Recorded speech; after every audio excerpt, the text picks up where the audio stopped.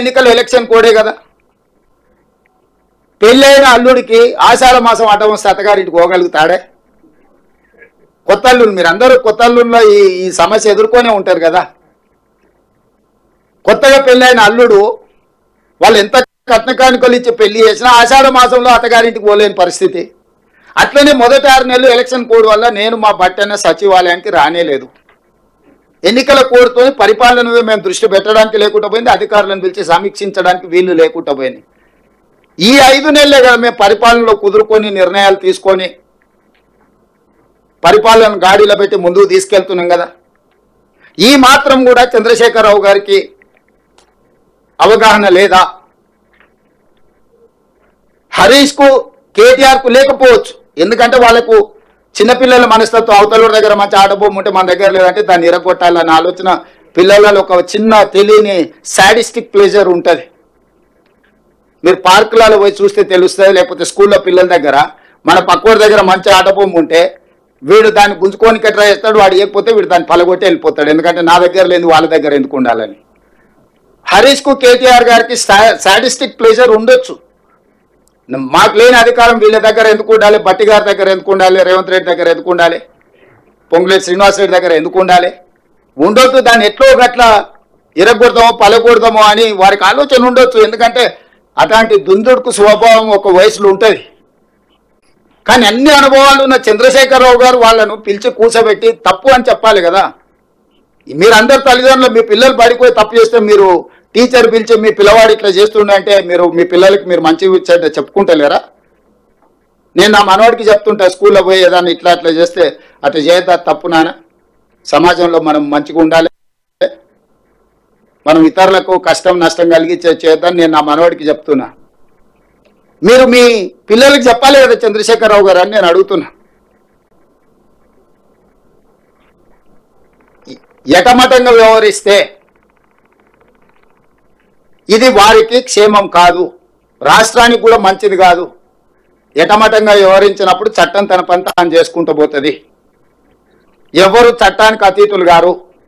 Doctor Babasaheb Ambedkar పేదవాడి నుంచి ప్రధానమంత్రి వరకు ఒకే ఓటు హక్కు ఇచ్చి ఒకే రకమైన చట్టాన్ని ఇచ్చి ఒకే రకంగా అందరినీ దేశంలో ఉండే ప్రతి పౌరుడు సమానము అని వారు రాజ్యాంగం రాసిపోయినరు.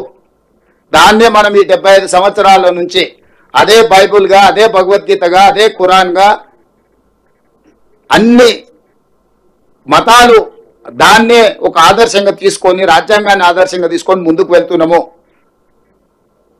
ఈ సచివాలయాన్ని కూడా మా ఒత్తిడితో డాక్టర్ బాబాసాహెబ్ అంబేద్కర్ గారి పేరు పెట్టాల్సిన పరిస్థితి చంద్రశేఖరరావు గారికి వచ్చింది. అక్కడ కూర్చొని నేను చెప్తున్నా, ఈ తెలంగాణ రాష్ట్రము 29 రాష్ట్రాలలో ఒక మంచి సాంప్రదాయాలు ఉన్న రాష్ట్రంగా తీర్చిదిద్దుదాము. మా ప్రభుత్వము మిమ్మల్ని గౌరవిస్తుంది, ప్రతిపక్ష నాయకుడిగా గుర్తిస్తుంది, మీరు మీ బాధ్యత నెరవేర్చండి. ఒకవేళ మీకు ఏదన్నా మమ్మల్ని కుర్చీలలో చూడడం మీరు నామోషిగా ఒకవేళ మీరు ఫీల్ అయితే కొంతకాలం మమ్మల్ని స్వేచ్ఛగా పనిచేయనియండి. ప్రతిరోజు మీరు చేసే తప్పులను, ఈ తప్పులను సరిదిద్దడం పక్కన పెడితే ఆ అప్పులను మోయడానికి నడువంగిపోతుంది. రాష్ట్రం మొత్తం ప్రజల ఉద్యోగస్తులకు 6,500 కోట్లు జీతభత్యాలు ఇస్తే ఆయన చేసిన అప్పులకు అసలుకు మిత్తికి 6,500 కోట్లు ప్రతి నెల కట్టాల్సి వస్తుంది. మేము చేసిందే 52,000 కోట్ల అప్పులని మేము విడుదల చేస్తే 1,00,000 కోట్ల అప్పులు చేసిందని బుకాయిస్తాడు. అంటే ఇట్లాంటివన్నీ కూడా ప్రతిపక్ష పార్టీగా మీకు మంచిది కాదు. మీరు 10 సంవత్సరాలు ప్రభుత్వంలో ఉన్నారు. మీరు ఈ 10 సంవత్సరాల పరిపాలనలో మీరు చేసిన తప్పులను సవరించుకుంటూ మీరు చేసిన అప్పులను కట్టుకుంటూ పరిపాలన గాడిన పెట్టాలనుకుంటున్నాము. ఈరోజు ఇందిరమ్మ ఇండ్లు కేటాయించడం ద్వారా అదేవిధంగా ప్రతి మండల కేంద్రంలో ఒక మోడల్ హౌస్ కట్టడానికి అనుమతి ఇస్తున్నాం. ఎందుకంటే ఏ విధంగా కట్టుకోవచ్చు, ఒక మోడల్ హౌస్ ప్రతి మండల కేంద్రంలో కట్టే పేదలు వచ్చి ఆ మోడల్ హౌస్ను చూసుకున్నారనుకో, ఎందుకంటే వాళ్ళకి స్వేచ్ఛ ఇచ్చిన వాళ్ళు కట్టుకోవడానికి. అదే సందర్భంలో మండల కేంద్రంలో ఒక మోడల్ హౌస్ కడతాం, ఇందిరమ్మ మోడల్ హౌస్. దాన్ని చూడడం ద్వారా వాళ్ళు ఎట్లా ప్రతి ఇంచ్ ఎట్లా ఉపయోగించుకోవచ్చో, ప్రతి ఇంచ్ వాళ్ళ ఇంట్లో వాళ్ళు ఎట్లా వినియోగించుకోవచ్చో, వాళ్ళ కిచెన్ కానీ, బెడ్రూమ్ కానీ, అటాచ్డ్ బాత్రూమ్ కానీ, హాల్ కానీ ఏ రకంగా మెటిక్యులస్గా డిజైన్ చేయించవచ్చో మంచి సాంకేతిక నైపుణ్యం ఉన్న ఆర్కిటెక్ట్స్తో కొన్ని డిజైన్ చేసినాం. ఇక్కడ డిజైన్స్ కూడా మేము ముందర డిస్ప్లే చేసినాం. వాటిని చూసుకోవాలి. ఇట్లనే కట్టాలనే నిబంధన లేదు, కానీ ఎట్లా కట్టుకుంటే బాగుంటుందో కూడా ఒక మోడల్ హౌస్ ప్రతి మండల కేంద్రంలో నిర్మించాలని నిర్ణయం తీసుకున్నాం. నిరుపేదలకు ఎవరైనా మండల కేంద్రానికి వచ్చినప్పుడు ఆ మోడల్ హౌస్ను చూసుకొని పోయే విధంగా ఏర్పాటు చేస్తాం. ఇది ఒక మంచి కార్యక్రమం. మిడ్మానేరు ప్రాంతానికి కేసీఆర్ గారు అల్లుడు సిరిసిల్ల రాజన్న వేములవాడ పోయినప్పుడు మాట ఇచ్చిండు, మీ ముప్పు గ్రామాల అల్లుడే ముఖ్యమంత్రి అయ్యాడు, మీకు ఇస్తున్నాం ఇండ్లు అని. ఇవ్వలే, కానీ నేను ఇచ్చిన 5,000 ఇండ్లు మొన్న పోయి. అంటే వారు చెయ్యలేని విషయాలను మేము పరిష్కరిస్తున్నాము. మేమేం గొప్పగా కూడా చెప్పుకుంటలేము, బాధ్యత అనుకుంటున్నాం. గొప్పల కోసం చెప్పడం లేదు. బాధ్యతను మేము ఏ విధంగా నిర్వహిస్తున్నామో మీకు అందరికి వివరిస్తున్నాము. మా బాధ్యతను మమ్మల్ని నెరవేర్చనియండి. మొదటి సంవత్సరం ఉత్సవాలలో మీరు పాల్గొనండి.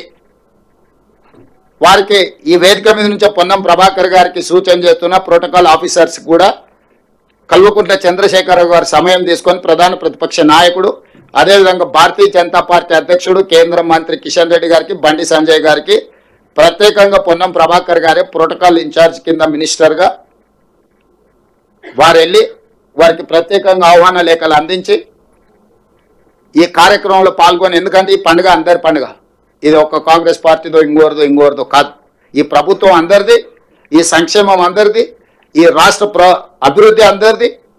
ఇందులో అందరూ భాగస్వాములు కావాలి. అందరినీ భాగస్వాములు కావాలని నేను పిలుస్తున్న 7, 8, 9 తారీఖుల్లో ఈ సచివాలయ ప్రాంగణం, నెక్లెస్ రోడ్డు, బుద్ధ పూర్ణిమ ప్రాంతం, ఇదంతా కూడా కంప్లీట్గా తెలంగాణ సంబరాలు జరుగుతాయి. 3 రోజులు సాయంత్రం పూట ఒక కార్నివాల్, ఒక అద్భుతమైన పండుగ వాతావరణాన్ని ఇక్కడ ఉప ముఖ్యమంత్రి బట్టి విక్రమార్క గారి నేతృత్వంలో తెలంగాణ కవులు, కళాకారులు, తెలంగాణ సంస్కృతి, తెలంగాణ పిండి వంటలు, మహిళా సంఘాల గ్రూపులు, ఇవన్నీ కూడా ఈ ప్రాంతానికి ప్రతిరోజు సాయంత్రము ఒక మంచి వాతావరణం. ఒక వనభోజనాలకు వెళ్ళినప్పుడు మనం ఎట్లాంటి వాతావరణం ఉంటుందో, ఒక బోనాల పండుగ, బతుకమ్మ పండుగ చేసుకున్నప్పుడు ఎట్లుంటుందో, దసరా పండుగకు జమ్మికి వెళ్తే ఏ విధంగా మన అందరం కలుసుకుంటామో అట్లాంటి వాతావరణం హైదరాబాద్ నగరం నడిబొడ్డున సచివాలయం ముందల నెక్లెస్ రోడ్లో 7, 8, 9 అద్భుతమైన సాంస్కృతిక సాంప్రదాయబద్ధమైన కార్యక్రమాలు సాయంత్రం పూట ఉంటాయి. అందరూ ఆహ్వానితులే. తెలంగాణ వాళ్ళే కాదు, ఇతర రాష్ట్రాలు, ఇతర దేశాల వాళ్ళు కూడా మన సంస్కృతిని, సాంప్రదాయాలను, మన పిండి వంటల రుచులను చూడడానికి ఇక్కడికి రావచ్చు.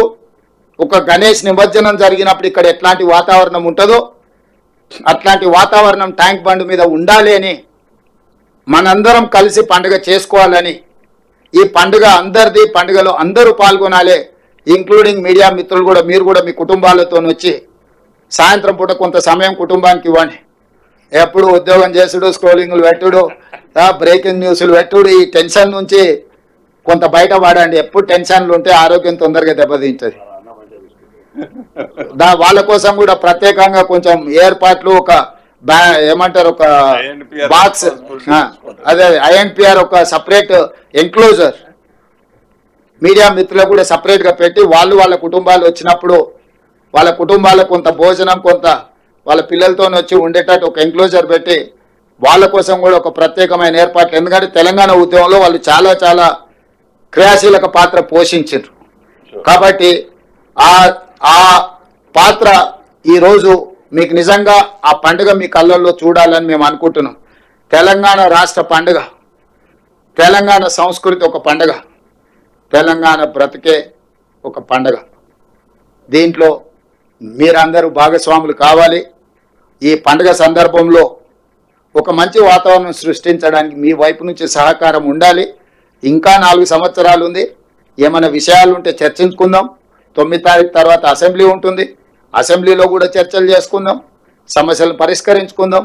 అన్ని రకాలుగా మీ అందరి సహకారాన్ని కోరుకుంటూ ఈ ఇందిరమ్మ ఇండ్లు గ్రామాలలో పండుగ చేసుకోవాల్సిందిగా కోరుకుంటూ మీ అందరి దగ్గర సెలవు తీసుకుంటున్నాను. దయచేసి అందరూ కూర్చోండి ఒక్క నిమిషం. జాతీయ గీత ఆలాపన ఉంది. అంతకుముందు I request VP Gautam IAS to propose vote of thanks. Honourable CM గారు ఈ పండుగలో అద్భుతమైన కొటేషన్ ఇచ్చారు. తెలంగాణ బతుకే ఒక పండుగ.